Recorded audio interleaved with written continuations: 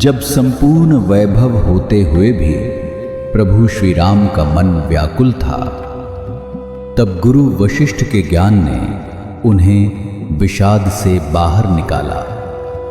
सुनिए बकुल जी की वाणी में। जय श्री राम। स्वागत है। तो गुरुदेव की कृपा से आज हम आगे बढ़ते हैं। गुरु की कृपा होती है तभी ऐसे महान ग्रंथ हमारे जीवन में आते हैं। और ये भी हम बता देते हैं कि जब इस ग्रंथ का यानी कि योग वासिष्ठ रामायण, अष्टवक्र, महागीता जैसे ग्रंथों का जब पठन होता है, भगवत गीता है, तो हमारे आजू बाजू का वातावरण सकारात्मक होने लगता है। इसके भी सुनने का, पढ़ने का भी एक नियम है। देखते हैं आज 28 जनवरी में आज का श्लोक क्या है। स्थित अपि न स्थित इव न हश्यति न कुप्यति यः सुषुप्त असमः स्वस्थः स शांत इति कथ्यते। अर्थ है, यद्यपि सबके बीच रहता है तो भी उनसे अप्रभावित रहता है, बिल्कुल मक्खन की माफिक। किसी को देखकर वह न फूल ही उठता है, न किसी के प्रति उसके मन में घृणा ही होती है। ऐसा व्यक्ति आत्मनियंत्रित या आत्मनिग्रही होता है। वशिष्ठ ने कहा, इस संसार रूपी अगम्य सागर को पार करने के लिए व्यक्ति को उसे पकड़ना होगा जो अनंत है और अपरिवर्तनशील है।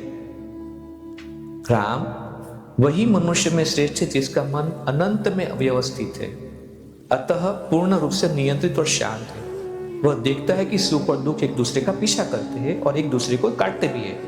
ऐसी स्थिति में समझदारी इसी में है कि आत्मनियंत्रण और शांति बनाई रखी जाए। जिसमें यह समझदारी नहीं, वह उस व्यक्ति के समान है जो जलते हुए घर में सोता है।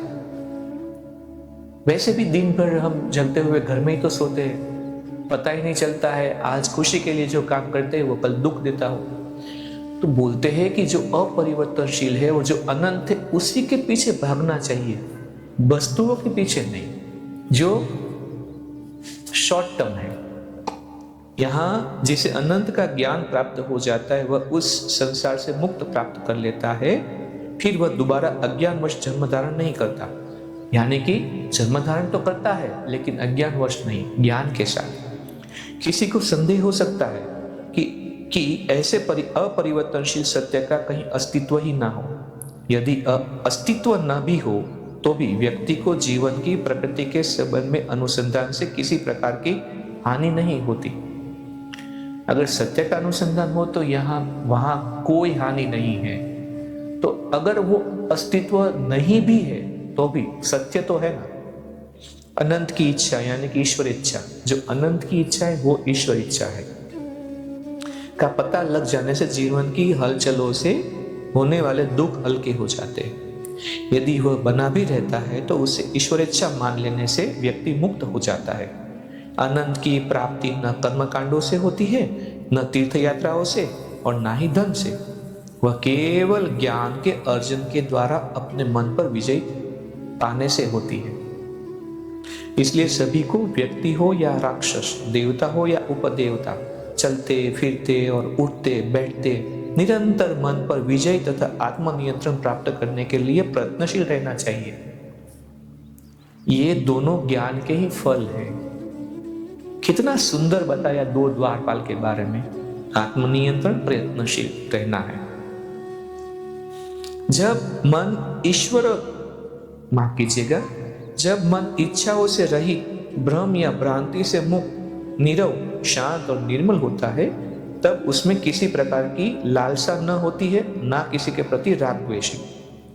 यही आत्मनियंत्रण या मनोविजय है। मोक्ष के जिन 4 द्वारपालों का उल्लेख मैंने पहले किया है, यह उनमें से एक है। जो कुछ भला या शुभ होता है वह आत्मनियंत्रण से प्रवाहित होता है। सभी बुराइयां आत्मनियंत्रण से दूर होती है। आत्मनियंत्रण से प्राप्त होने वाले आनंद की तुलना इस संसार या स्वर्ग के किसी सुख या लाभ से नहीं की जा सकती। आत्मनियंत्रण से जिस आनंद का अनुभव होता है वह अतुलनीय है। तत्क्षण उस पर किसी का भी विश्वास होता है। देव और राक्षस भी उससे मुख नहीं मोड़ते। आत्मनियंत्रण माने जो मैं करना नहीं चाहूं, मुझे किसी भी हालत में नहीं होना चाहिए मेरे साथ, तो सब बुराई से हम दूर हो जाएंगे। हे राम, सब प्रकार के शारीरिक कष्टों और मनोव्यथाओं की उत्तम औषधि आत्मनियंत्रण ही है। जब आत्मनियंत्रण होता है तब तुम जो भोजन करते हो वह स्वादिष्ट लगता है, अन्यथा कड़वा लगता है। जो आत्मनियंत्रण का कवच धारण कर लेता है उसका दुख कुछ बिगाड़ नहीं पाता। फिर इंसान भोजन के लिए नहीं जीता है, लेकिन जीने के लिए भोजन लेते हैं, तो फिर उनको भोजन में कोई दिलचस्पी नहीं रहती है, आत्मनियंत्रण में वो रहते हैं। वही आत्मनिग्रही है जो किसी अच्छी या बुरी चीज को देखते सुनते, छूते सूंघते या चखते खाते समय न तो हर्षित होता है और न विषादग्रस्ती। ऐसा आत्मनिग्रही व्यक्ति सुख और दुख संबंधी स्पंदनों को नियंत्रित रखने के कारण सभी प्राणियों को समान दृष्टि से देखने में समर्थ होता है। ऐसा व्यक्ति यद्यपि सबके बीच रहता है तो भी उनसे अप्रभावित रहता है। आत्मनियंत्रित व्यक्ति हजारों लाखों लोगों की भीड़ में भी अप्रभावित रहता है।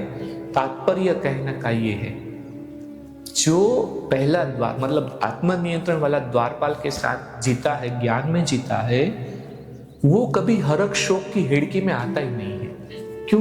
क्योंकि उनको कोई चीज स्पर्शती ही नहीं है, अकिंचन रहता है। तो आज इस मणि के को यहाँ पे विराम देते हैं, फिर कल देखते हैं इस ग्रंथ के आगे क्या आता है।